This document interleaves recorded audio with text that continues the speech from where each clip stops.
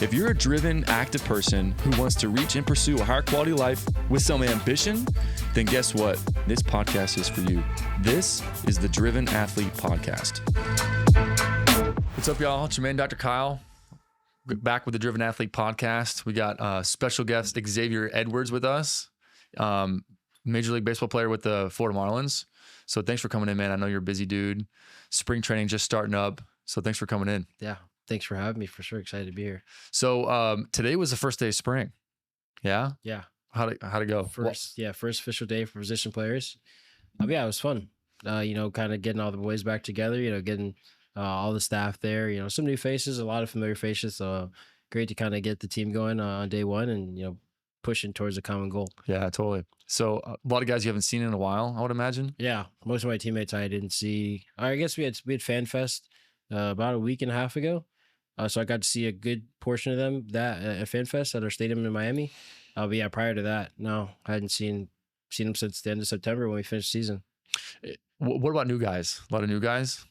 A few, not really a lot. Just a few, probably a handful, maybe 5 or 6 real new guys.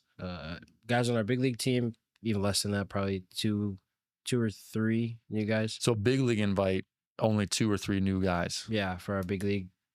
For our big league team, yeah, for the amount of guys we have, probably 2 or 3 that will have new additions to our team. Is that subtractions? Is that pretty standard, like new spring training, or is it like sometimes it's like got 20 new dudes? Yeah, it's pretty standard. I would say somewhere around 5 to 8 is probably like more the standard. They have a lot of pitchers, but it's so dicey with spring training because you have some non-roster guys, some guys who will most likely go to AAA after. Throughout the course of spring where they kind of make decisions. So at least, 26 or 30 of us is going to be our team. And then after that, some other guys are going to get set down to AAA. Some guys, who'll probably be called up to the big leagues at some point throughout the year. So there's a lot of moving parts, but it's important to know everyone's name and face because at some point or another you could see them, or if not this year, then the next. Yeah, of course. Yeah, totally. Is that pretty good? I'm sure it's understood there's moving pieces that happen. And as new guys come in the team, people leave and stuff, it's easier. Guys are used to the transitions and stuff. Yeah, it happens so frequently. I'm a young guy. I'm 26 and I've been traded twice already. So this is my 3rd team. So it happens, earlier than you expect for a lot of players. So I would say, the longer you're around, the more comfortable you get with, moving around, Arizona spring training, Florida spring training, new year, new team, playing on the same team, repeating a year and having completely different players, different teammates in the next year. So yeah, it's kind of a revolving door. If you will. Yeah. I mean, I would imagine on your end too, as a player, it's cool, but it doesn't really affect what I need to do. Right. Yeah. You're focused on what you need to do, what your team needs to do. If like us at the big league level, that's, I would say, a main focus, which I can appreciate because at the minor league level, sometimes it can get a bit selfish. Because you're just trying to get your way to the major leagues. You got to produce. You're trying to carve your own way. Yeah. So it's kind of nice to kind of take a step back and kind of have baseball be like how it was when I was an amateur, and you're just trying to win games, and obviously you want to perform well as well. But there's a little bit more emphasis on the team oriented stuff, and that's important for us as players to kind of get back to that because the minor leagues can be such a selfish. Self-focused place. It's grueling. Yeah, because you're trying to make the season's just as long, but you're trying to make it yourself the whole time. Wins and losses don't matter as much. It's really just how you perform, what your stats look like. Yeah. So that's where we're at. And traveling is not glorious. No, worse hotels, worse accommodations for travel, for flights. You name it. You fly in minor leagues? Some in AAA you do because the league is more spread out. So that's really the level that you fly. But same, the travel is obviously not as intense. The schedule's a little bit different. But yeah, you fly sometimes and it's less than ideal, Yeah. Piling on a Southwest flight and you and all your teammates are taking off the back of the plane. It's a little different than flying first class or flying a charter flight in the big leagues. Yeah, totally. Once you get there, it's the rite of passage has been fulfilled. Yeah, absolutely. You've definitely done your time one way or another, pretty much across the board in some kind of grueling situation in the minor leagues. Yeah. Let's go through your story. All right. Where are you from? When did you start playing baseball? And then coming up to your professional career? Okay, so born in New York, Long Island.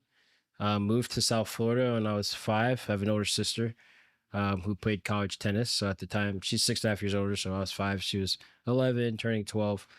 She was already playing tennis. So my parents knew that she needed to be in a warm climate to play tennis year round and not be stuck indoors.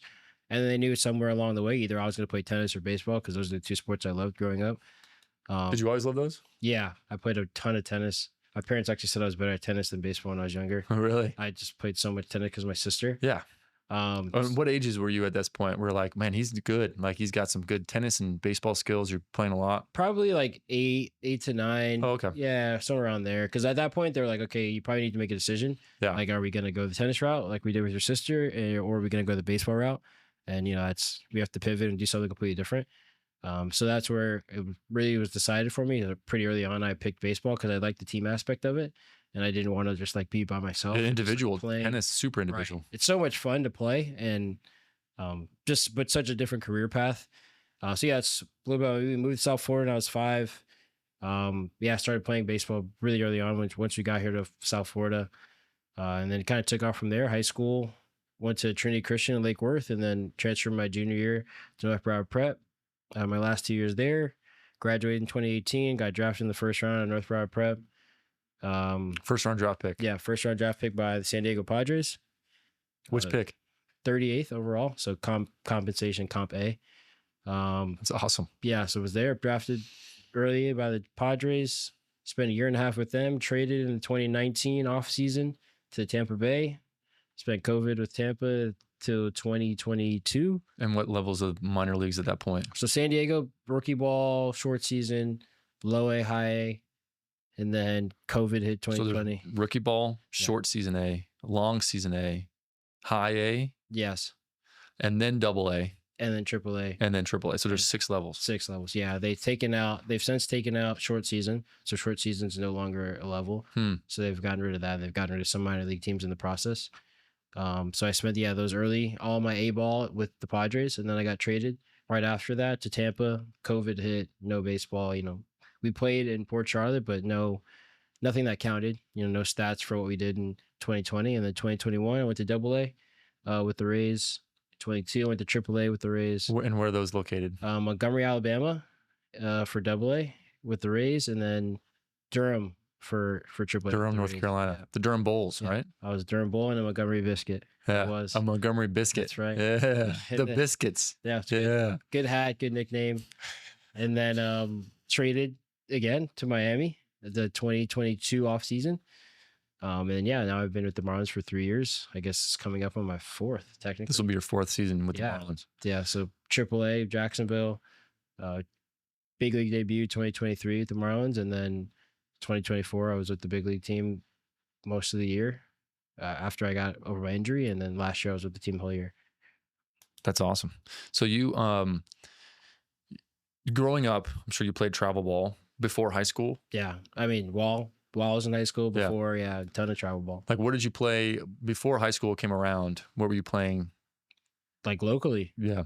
Like rec ball or just only travel? No, I played. Oh yeah, I played rec until probably like, I want to say same thing, like 8.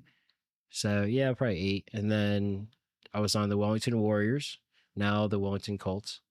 The Wellington Colts. Yeah, so that's what they're called now. But we played out of Olympia, that park in Wellington, and my dad coached and one of my friend's dads, and we were the Wellington Warriors for about a year or two, from like 8 to 10, and then we went to Royal Palm and we were the Piranhas for a year. The Royal Palm Piranhas. Yeah, cool. just basically out of Royal Palm, and then I think we were at Lantana, we were the Sugar Canes for a year, MVP. So we bounced around, but and then high school I played for the Evo Shield Canes. I played for my dad's team, Palm Beach Select, for like my first 2 summers, and then my last 2 summers I played for Evo Shield Canes. Select, yeah, because Jupiter. Jeremy Plexico. Yeah, of course. Coach Plex. Yeah, Prospect Select. Yeah. Did a lot of showcases with him in my amateur years, and now my pro years. I see him all the time. That's awesome. Cool, man. What do you like? Your dad was, maybe you mentioned before, your dad was one of your main coaches. Yeah, still is. Hitting, fielding. Yeah, exclusively my main coach up until pro baseball, really. A little bit of high school. He kind of loosened the reins a bit, and I went and played for a different travel team because he thought it'd be important for me to play, with another coach because my dad's not gonna be able to be my primary coach for my whole career. Yeah, get some new experience. Right. So he thought it'd be important. So that was my sophomore year of travel ball. I played with the Evo Canes out of Virginia. And yeah, I had some different coaches and but yeah, still now to this day, in the off season I hit with my dad and do infield with him and all that stuff. So Cool. And your dad played. yeah. What He was drafted 4th round by the Dodgers in I want to say 84. Yeah, 84. He drafted outfielder from Syracuse, New York. Very cold, not a whole lot of baseball going on in Syracuse. But he was one of the players from Syracuse that got drafted. Yeah, drafted and made out of Syracuse. And what was his pathway? he actually was drafted by the Dodgers. Funny story. My dad's a big hoops player. He loves basketball. He was a 4-sport player in high school: baseball, basketball, football, and track. But his passion was basketball. He wanted to do the NBA. How tall is he? 6'1". Oh, okay. But how tall are you? 5'9". Okay. Yeah, I didn't get all of his height. Somewhere between him and my mom. How tall's your mom? 5'5". All right. Yeah, literally, You split the difference. I'm smack dab in the middle. Yeah. But he could hoop. He's in his high school Hall of Fame. He's got all these stories, and all of his friends got the stories of him lighting people up in high school hoops. So that's what he wanted to do. So where did he play high school? Him, Liverpool High School. Like when in New York? Yeah, Syracuse. In Syracuse, New York. Syracuse, yeah. Okay, and then he went to Syracuse College? No, he didn't go to Syracuse. He went to a school called Alfred State. Oh, okay. His junior college up in upstate New York, and they didn't even have a baseball team. He was there for basketball, and I guess scouts were calling, saying that they wanted him to do a little workout, but the basketball coach wasn't relaying the messages to him because obviously he didn't want him off the basketball team. Selfish, yeah. Totally. Yeah, so his mom, my grandma, made up a story for him to come back home, saying there's something going on in the family. You got to come back. So he came back, and then my grandma told him that he had a workout that he needed to do. So he did the workout. After months of pretty much not playing baseball, he'd just been training basketball. Did the workout, and I guess they liked what they saw, and they picked him in the 4th round. Cool. Yeah, so he didn't even play college baseball. He was at a junior college for basketball and ended up getting drafted for baseball. Amazing. And then played 6 seasons. Played 6 seasons. Met my mom prior or at the beginning of that. And yeah. Cool. Did your mom play sports? She played volleyball a bit in high school, and I think she coached. She coached along the way. Cool. That's awesome. So you sports family. Yeah. Sister played tennis, crushing tennis. You played tennis. Baseball was more of your passion. Played travel ball growing up in South Florida with multiple teams. And then drafted out of high school, 2018, 1st round, 38 pick with the Padres. Then traded to the Rays, then traded to the Marlins, AAA in Jacksonville, then got called up in 2023. Yeah. The summer of 2023. Yeah. Awesome. Was all accurate? Yeah. That was accurate? Spot on. All right, cool. And your dad was your main coach. Yeah. What do you feel was looking back, all right? Because you represent 0.01% of athletes that have excelled, stayed healthy, and been able to produce and be, successful in your sport at a high level, long enough to make it to the bigs, right. To make it to show. Was there a turning point looking back where you're this was a turning? You maybe didn't know at the time, but it was a turning point where headed in a strong direction. I would say, early on in high school, I committed to Vanderbilt. I would say I think it was the summer going into my sophomore year. I was committed to Vanderbilt. Like a verbal commitment? Yeah, I had a verbal commitment. And then, senior year, I signed my national letter of intent. To Vanderbilt? Yeah, to Vanderbilt. So I had a verbal commitment to Vandy. So I knew that, I guess, from my sophomore year, I was a good player. To what extent, I guess I didn't fully know, but I knew I was a good player and that I at least was going to play at a high college level. And then I would say going into my senior year, there's a lot of, perfect game showcases and East Coast Pro Showcase and Florida Diamond Club and area code games, all these things on the amateur circuit that are super important if you want to, get drafted at high, because there's a bunch of scouts at all these events. So I knew that summer, I had a really good summer. I won, our team won some of the biggest tournaments. I played really well at those tournaments. We had a lot of eyes on us because pretty much our whole team was committed to like a D1 school, like major D1 school. So like we highly touted team. We had a lot of like highly sought after players. Was there a lot of legit competition through that, or were you crushing everybody? Yes, no, plenty of That's good. legitimate, like a lot of the teams we were playing are maybe not a lot, but like our team was ranked super high. So it's like, when you're ranked high and you go to these tournaments that are like a week long, or some other teams might see, a team's like third or fourth best starter. It's like everyone, they play us and they're going to throw their best starter like, every time we play because they're trying to beat us because we kind of like a big name, the organization, a huge name. Yeah. And y'all were stacked. Yeah. And we had a bunch of players. But that's good though. I mean, like, I feel like it's not fun if it's like you're beating everybody 8-0 every game. Yeah, right. It's important to have like those dog fights and because it also shows scouts like, well, you gotta grow, like you gotta have some competition. How you play against like high level competitions important. So we did that. So I would say around that time, I kind of knew I had a really big summer, all the showcase things, I performed really well. And I knew that I would be in a good spot. Now, where exactly, I wasn't too sure.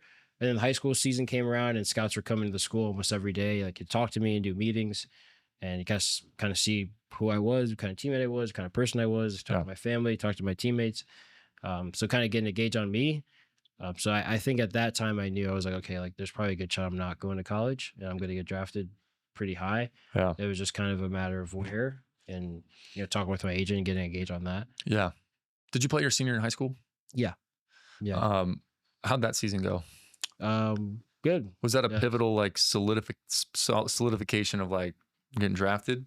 Or do you think before that, like, really wouldn't have mattered how well you'd have done? Yeah, I think I had put myself in such a good spot from the summer prior that the high school season was really just fun. It was just showing or, doubling down on what I already had shown before. So that's really what it was. I was just enjoying my time. I was playing, trying to win all the games I could.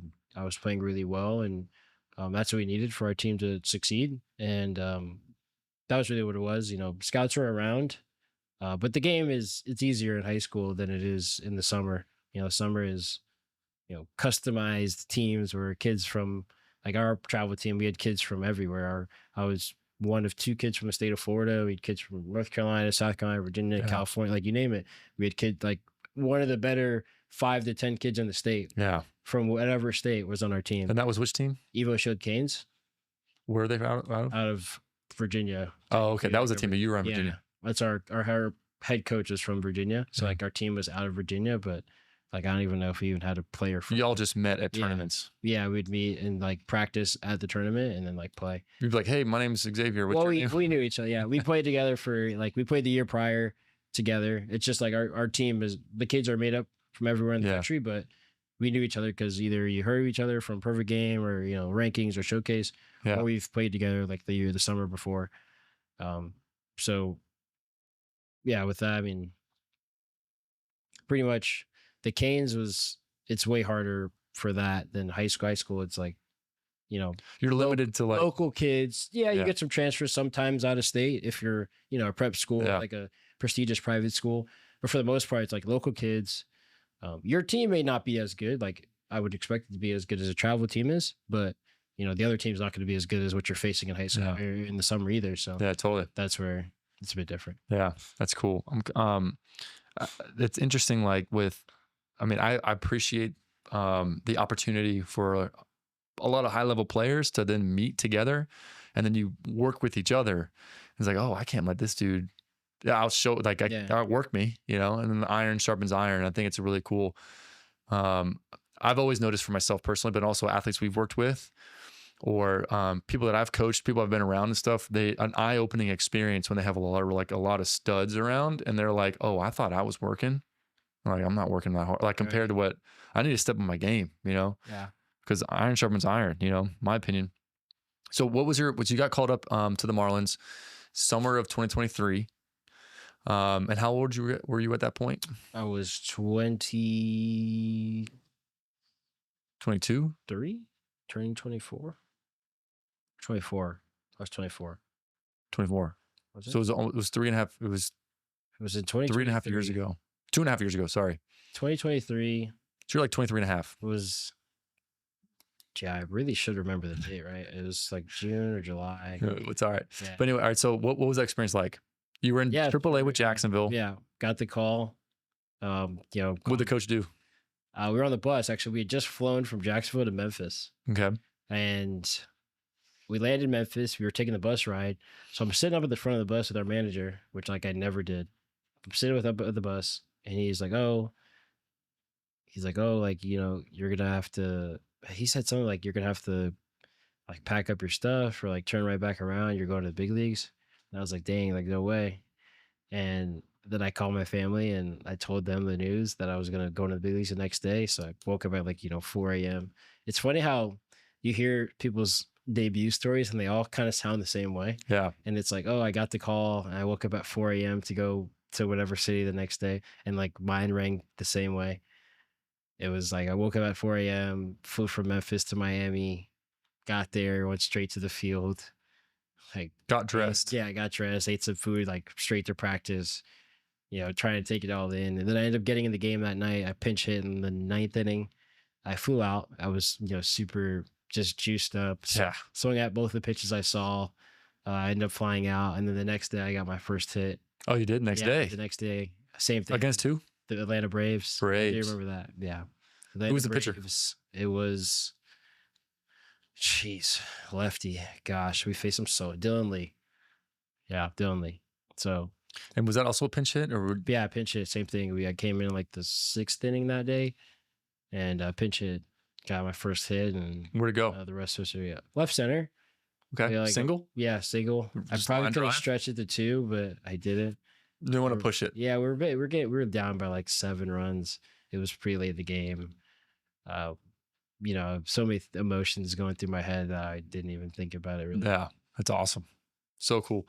So you, what did it like? You got into Miami. You went in the locker room, got your practice jersey on or whatever practice stuff on. Yeah, changed.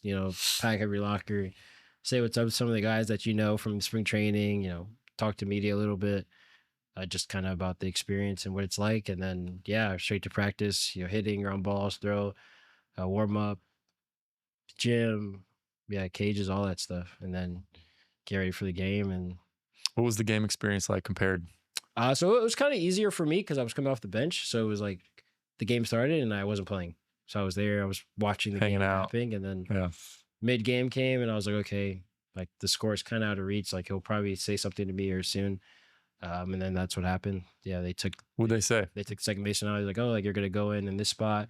You're gonna like either play defense or you're gonna go hit in this spot if it comes up this inning. And then next thing I knew, that happened and I was in the game. What'd you think walking up to the plate? I was swinging pretty much. You're like, I'm swinging, whatever. Yeah, kind of. Like you try to slow it down and it takes a bit, like, it just wasn't happening. Like, I was swinging pretty much regardless. Yeah, I did. I'm not swinging. Yeah. Was there a moment where you're like, man, all these travel balls, but practice with my dad, like this is it? No, flashbacks. Not at the time. I would say as time passed, you say, you did it, like you made it. All the work that, my parents had put in and I had put in, and the people that have helped me along the way have put in that helped get me to this point. You reflect a bit, but then, you kind of get right back to work. Like, okay, they didn't do all this for nothing. And we didn't do all this for nothing. So we keep pushing, onward and keep working to stay here as long as possible as we can, or as long as we want to be here, And then the next night, also against the Braves at home. And then you pinch it in the 7th. Yeah, pinch it. But you had your first hit. Got my first hit. One for one. First pitch swinging like First pitch? First 3 pitches in the big leagues, I swung at all 3 of them. I'm going down swinging, man. Let's go. I'm just not sitting around. I threw a fastball in the middle of the plate and put a good swing on it, got the hit, and super, super excited. Yeah, how'd that feel? Great. Look, you hit the ball, you saw it go left center. Were you lefty at that time or righty? I was hitting righty. Yeah. Righty was like a ground ball. It's your switch hitter. Yeah. Ground ball kind of to the left of the shortstop, and when left center, just kept going, and I stopped. But I wasn't gonna stretch it to a double because I was like, the last thing I need is to get thrown out stretching a double down 8 in the 7th inning. Yeah, on your second at bat. Yeah, my second at bat. Like it's just boneheaded, but Yeah. So you made the right decision. Yeah. I mean, I would have made it, but it was just like, there's really no reason to force the issue Yeah. in that situation. For where you're at now, it doesn't matter. Yeah. Now I probably would have stretched it, but I also wouldn't have been feeling that kind of antsy, jittery. Yeah. Surge of adrenaline. Yeah. Feeling when I go to the box now. Yeah, totally. I bet. Did you have another bat that night? Yes. I flew up. Okay. All right. How'd you feel going up to that second at bat, having already had a hit? I felt like I was playing with house money. Yeah, I felt like I'm good now. Yeah, I was like, okay, I got the first out of the way. Because some people, like, it takes them a while to get the first one, so they're like kind of pressing a little bit. Yeah. You know, they're not working at bats the way they normally do because they really want to get the first one, and I understand. I was the exact same way. Totally. So I was glad I got it, and I was like, okay, I could just take a more normal at bat this one. You still feel like a little different in the box, like a little more amped up and jittery, but yeah, totally. You know, you try your best to treat it like a normal at bat. And you stayed. You hadn't gone down. You stayed with Marlins since then. No. I got sent down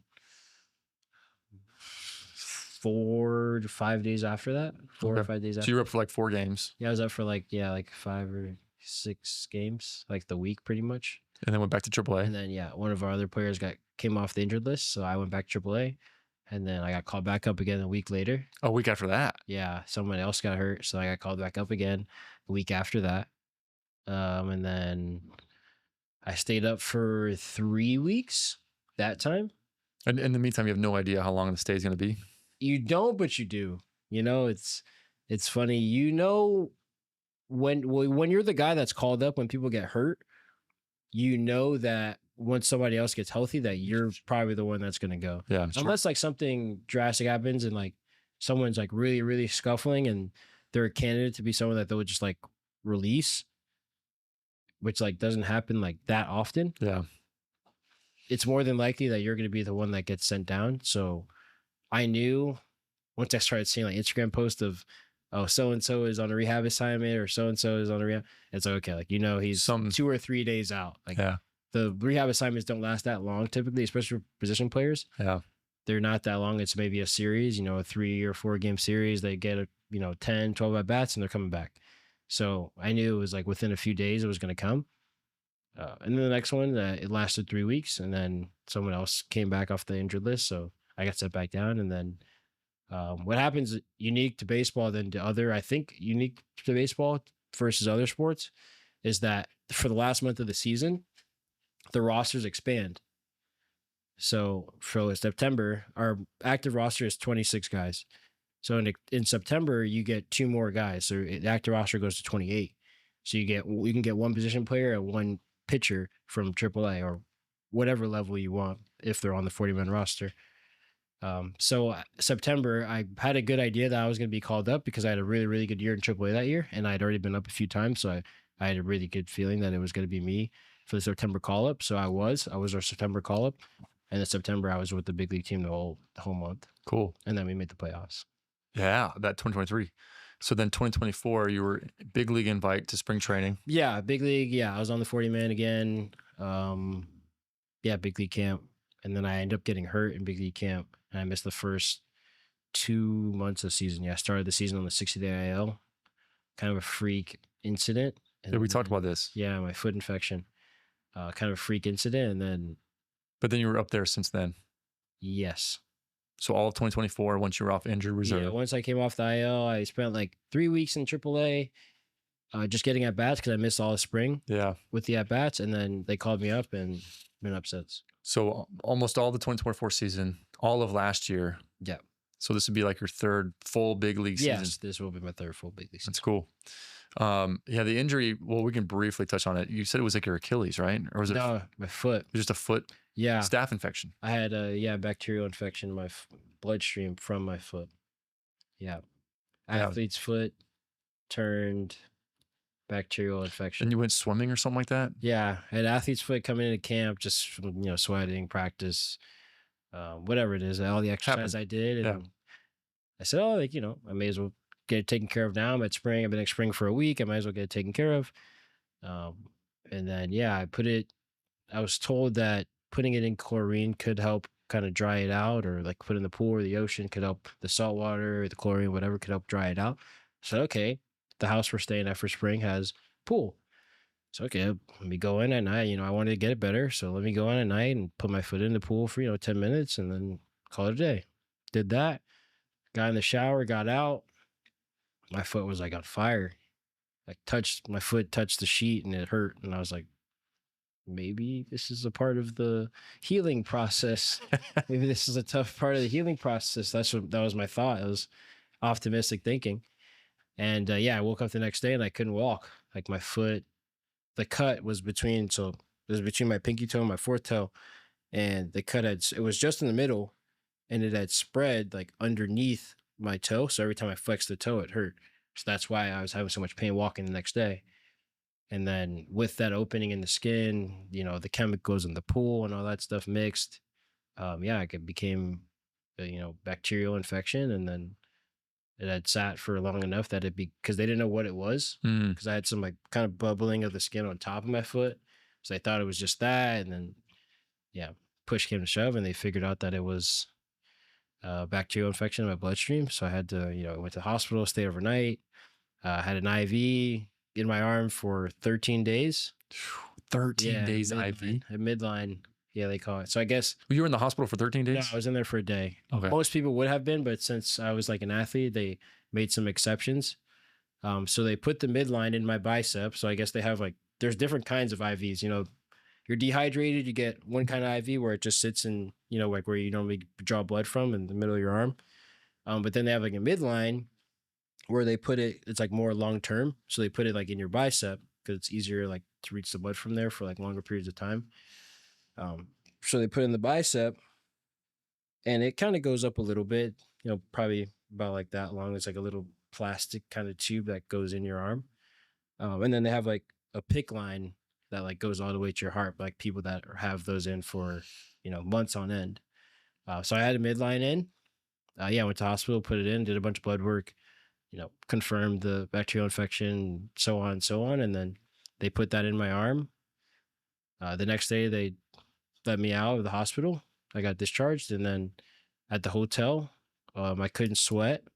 I couldn't get the midline wet. And I had it in for, 2 weeks. A nurse would come to give me my IV, which was my medication, for at 6 a.m., 2 p.m., and 10 p.m. Yeah, every 8 hours, 3 times a day. Man. For 13 days. Couldn't sweat. Yeah. Couldn't get it wet. So I had basically like a little floaty on my arm to keep my arm from getting wet in the shower. I couldn't let my feet get wet because I had the open wound between my feet, between my foot. So, man, it was a journey. It was for sure a journey. Wow. So then that year started, and so then after that, how did you feel? PICC line came out. You're like, you're good now. You can sweat. Yeah. First workout. They started me off slow, which was nice. Yeah. Going to the gym, doing light stuff, just getting my arm back in shape, getting my body back in shape. Yeah. From just sitting for 2 weeks, not sweating, not really doing much, just walking a little bit. They eased me back into it, and then I kind of got ramped up after that kind of quick. Like after the first 5 to 7 days of me like taking it pretty easy, it was like, okay, how does it feel hitting? How does it feel running? Change the direction, that kind of thing. And then once I kind of got my wind back, it was like, okay, like, let's go. A couple games, and then you were going to send me to Jacksonville for a rehab assignment. Cool. And then I went to Jacksonville. I rehabbed for a few weeks, and then I got called up. Wow. Cool. Well, you're good now. Yeah, so. good year. That's crazy. What would you, so with your big league experience, all right, what would you say other requirements of like to perform compared to like travel ball when you were younger, and then also like minor leagues? Travel ball is the most fun baseball you're going to play, in my opinion. Like travel ball and high school baseball is the most fun ball, and probably college ball for some guys. I didn't get to play college baseball, so I can't touch on it too much. But from what I've heard, like that's the most fun baseball you're going to play, because baseball is just baseball in a sense at that point. You play in travel ball, you play on the weekends. So, you go through 4 or 5 days of school and you practice, however many times a week, and you're looking forward to those games on the weekend. You're looking forward to, going to Orlando and getting a hotel Yeah. or renting a house with your friends and your friend's family, and you play 3 games in a day and you eat hot dogs between games and peanut butter and jelly sandwiches, and you go to bed late and you wake up early and you play 3 more and you're Yeah. ecstatic. And same thing in high school. It's like high That's school, awesome. you play on Tuesday and you play on Friday and you practice, Monday, Wednesday, or Monday, Thursday, and then the weekends you're probably off, or weekends you're doing something for travel ball or training. Um, and then same thing, college, I know they play the weekend series and they play a midweek on a Wednesday, and they're going to class. Between that, they have the practices more frequently. But you're going towards a common goal. High school, you're trying to win states. Amateur, you're trying to win the tournament. In college, basically, you're trying to win the College World Series, or have a good year, whatever it is. And then the seasons are just so much shorter. High school, you play 25, 30 games. Travel ball, you play 40, 50. College, you play 50, 60. And then pro ball, you play, your first year, you're looking at 140 games. And it's a big jump. 6 days a week. Yeah. There's no more class and like splitting it up. There's no, I'm going to go hang out with my friends, like mix it up. It's like, no, Monday we got a game. Tuesday we got a game. And our off day, I know in the minors now, the off day's on Monday and they play Tuesday to Sunday and the off day's Monday. But like for us, it's like, we'll go 13 in a row. Like starting today, like we have 12 straight days of practice. Our first game's on Saturday. Our next off day is not till next Sunday. And this is just spring. Like during the season, it's the same kind of thing. It's like, but it's not just like 5 days of practice and then, we have 6 days of games. Yeah. It's 13 straight days of games. Yeah. And then an off day, or 7 and then an off day and then 7 more. But we're traveling from here to Seattle to Boston to back here for a week, to Pittsburgh to New York, and then back for a week. So there's so much more time that we spend doing it, and we don't spend as much time doing the other stuff anymore, where it's like, school can break it up for you. You're in school for 8 hours, and obviously we all, or at least I personally, I like baseball a lot more than I like school.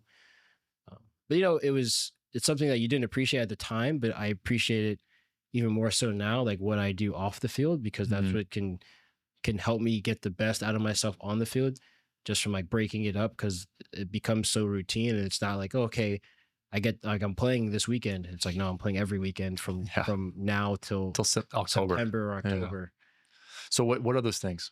And break it up, you mean like just removing yourself from that so that you have a different perspective, or don't get burnt out. Right. So you don't burn out. So you don't just like, the mental load of playing every day is a lot, and playing multiple seasons is a lot. And anyone that says otherwise is lying, because it's a lot, like frequently. Like I hit today in the cage and I'm like thinking so many different things in my head, like, oh, what's my load look like? Like, how do I make my load better? How make my swing better? How I swing at better pitches? Like, because we're perfectionists, we want to excel at what we do. Yeah. And it's so easy for that to never turn off, and to come home and I'm thinking about my swing, or I'm watching videos from 2024, now, like, how do I get back to that swing, or how do I implement that, or what was I thinking there? How do I get back to that approach? And it's so easy to like never turn it off, because we want to get better.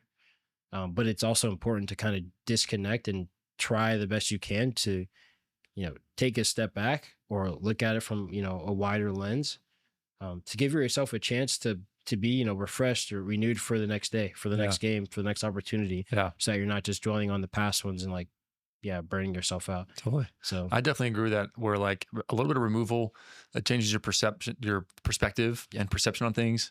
And honestly, like it helps me, I'd be sharper, otherwise you get the same mundane ruts, and then it just isn't the best pathway to success. Right. What are those things for you though? Spending time with my wife. Y'all just got married. Yeah, a month ago. We've been together for 6 years, just got married a month ago. Yeah, and congrats. Frequently, thank you. Frequently puts a smile on my face, is a walking representation of perspective for me. But life is so much bigger than me as the individual. It's so much bigger than me as the baseball player. It's like, okay, like what kind of husband am I going to be to her? after I just went 0 for 4 and had a bad game. Yeah. It's like, I can't let how my play, dictate what kind of husband I'm going to be for my wife, or what kind of friend I'm going to be for, my best friend, or what kind of son I'm going to be for my mom, or, brother for my sister. Like, that's the challenge that I've put on myself, because I've seen it where people, because it's so easy to bring it home with you. It's so easy to um, have the next game just creep up on you. It's like, oh, our game finished at 10 and I ate dinner and I'm thinking about my 3 at bats tonight. And then, I see family for a little bit, but I have a bad attitude because of how my 3 or 4 at bats went tonight. And I'm going to go home and still going to have a bad attitude because of how my at bats went. Yeah. And then you go to sleep and you wake up and it's time for you to go to the field again. And like, you thought you escaped it, but you escaped it those 8 hours you were sleeping, and that's it. And you weren't even conscious for it. While you're awake, you're going right back to the field again. Yeah. You have to think, if you're trying not to think about it, you got to think about it again, because now it's time for you to hit again. Yeah. So yeah, that's what I've been challenging myself with. Just, I gotta take a step back. Yeah. Look at it for what it is. It's a game that we love and, provides for, myself and my family. But at the end of the day, it's a game. Like, we're so blessed. We're so fortunate compared to so many other people. Like, so many people have like real world issues and things that are so unfortunate that I wouldn't want anyone to go through. And I'm fortunate enough to not have to do that. Yeah. So it's really just like trying to put it in perspective, trying to have the balance of not being complacent and being driven, but not obsessive. So that's where the challenge is. So, and yeah, being like, that's great. It's huge. And that's awesome. What activities do you do? So your wife, what else? I play tennis. All right, at least I still did. Play tennis During the season. No, I won't. Probably can't. Yeah. I won't play anymore. I play video games a good bit. Me and my wife actually played some video games last night. You play together? Yeah, we played this cooking game called Overcooked. What? Yeah, Cooking game. 2 little chefs, and you got to make sushi, and you got to chop up the meat, and you got to put it in the fryer. You got to make fries, chicken, and potatoes. It's funny. Yeah, so we play this cooking game that we like to play together called Overcooked. Awesome. I play some shooting games with some of my buddies. Yeah. Yeah, it's usually family time. Like, I love spending time with my wife. I love spending time with my family, my parents.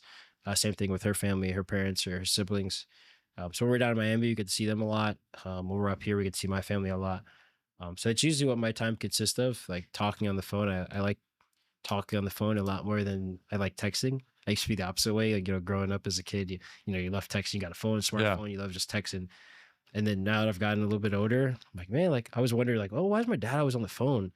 I'm like, actually, I understand. Like, now, sometimes I'm bored and I just like want to call my friends. I'm like, hey, what are you doing? Yeah. I'm like, you want to play Xbox, or but how's your girlfriend doing, or what'd you do today? So like, it's so much easier for me now. Like, it's good. Talk to my friends and like text. Like, that's huge. Text. I leave my phone for 20 minutes.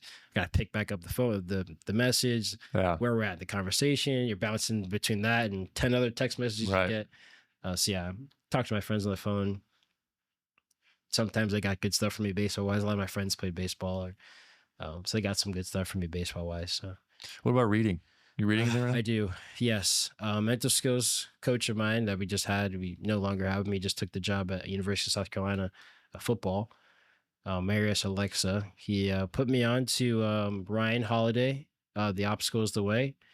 So learning a bit about stoicism and kind of what that entails and what that way of life is and the belief system behind that. And that's been a super, informative for me and just helpful, and just thinking that everything is in your control and there's something that you can do about pretty much every situation you're in. And then I read another book called Mastery by George Leonard.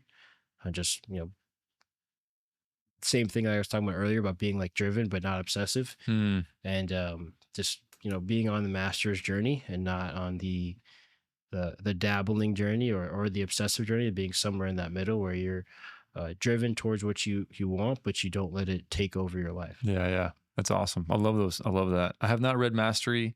I have not read The Obstacles Away, but I am a Ryan Holiday fan. I read one of his other books, but I'm a huge advocate for stoicism. It makes so much sense. Right. And it's calming. Yeah. Because it helps keep like a good, steady mental approach to things. Not like no emotions at all. Right. I don't mean stoic in that sense, but just like emotional management Right. and not flying off the handle, but then also recognizing what you can and can't control, and then focusing on things you can control. Right. I don't know, that's what I took from it. Yeah. But I love that. I wish I would have known that stuff when I played sports myself, you know, or a lot of journey that I've been through, like up to this point. Yeah, that's awesome. That's good. So you take some of that stuff with you as like an athlete to the field? Yeah, I've got my books with me. I've got my books with me. I do Sudoku as well. Oh, okay. I do like Sudoku, so I do that, kind of keep my brain sharp. What do you and read? with the mastery and stoicism type philosophies? What things do you take with you to practice and like when you play? It's really just like control the controllables. You know, um, it's so easy to point blame on, you know, something else, or something else is the reason why you're not performing the way you want to, or the reason why you didn't get the result you want to. But chances are there's something in your control that you could be doing. And then also in mastery, it talks about these three different types of people, and it says the three different types of people that aren't on the master's journey. That's what the whole book's about. It's about like this guy who became a master of Aikido, and it's like a type of kind of martial art Okay. that's like very difficult. And the whole purpose is like, are you on the master's journey or are you not? Like mastering whatever it is in your life that you want to do, or are you not? And it's like there's three other close things that could seem like they're on the master's journey, but they're not. And he called it the dabbler, the hacker, and the obsessive. Mm. So you know, the dabbler is pretty self-explanatory. It's someone who does something, doesn't get like immediate feedback, immediate gratification, and so they stop. And then the hacker is someone who gets into something and they get to a point where like they're good at it and they don't keep pushing themselves to like be better. So they're just kind of content with wherever they are at. And then, you know, that's the hacker. They're just mediocre. Right. They're fine. They get to a point where they're serviceable and they don't push past that because maybe they're afraid of failing, or they're afraid of, you know, what that looks like, or they don't want to put in the effort to get better. And then the obsessive is, you know, same thing, self-explanatory. It's someone who just kind of lets whatever it is that they're doing like take over, and they want to like skip steps or speed up the process instead of just letting the process play out the way it's supposed to.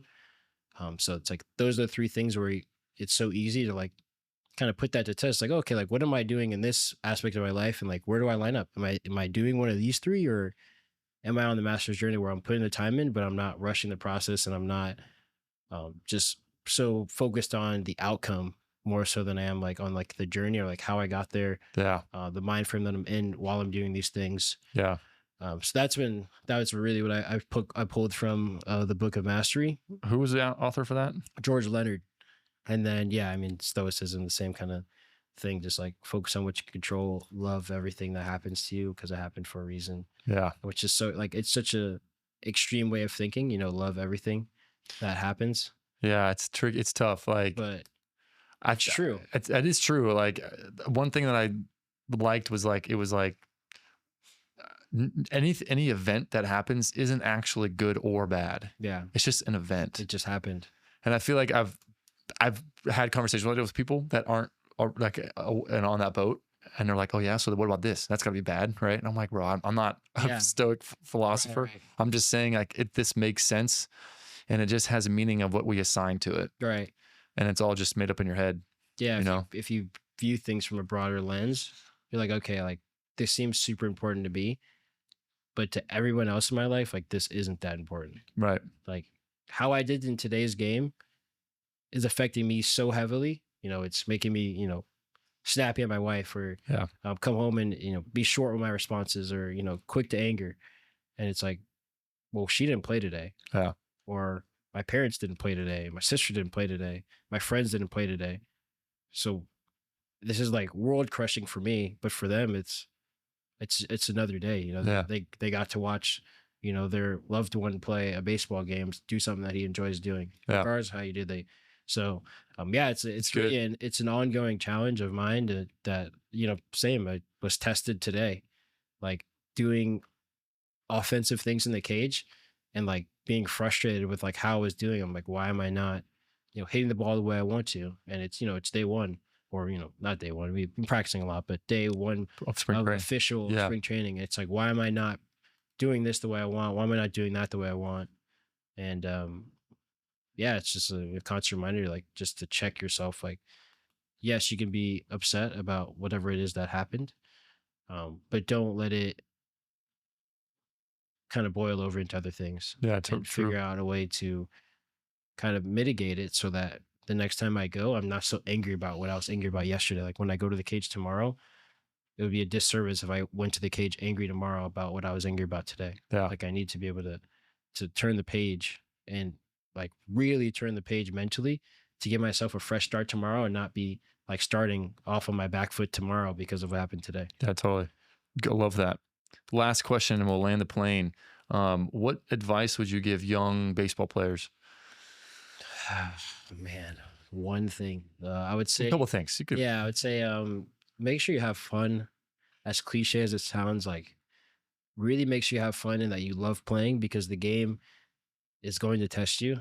And like, that's just what it is. The game is going to test you.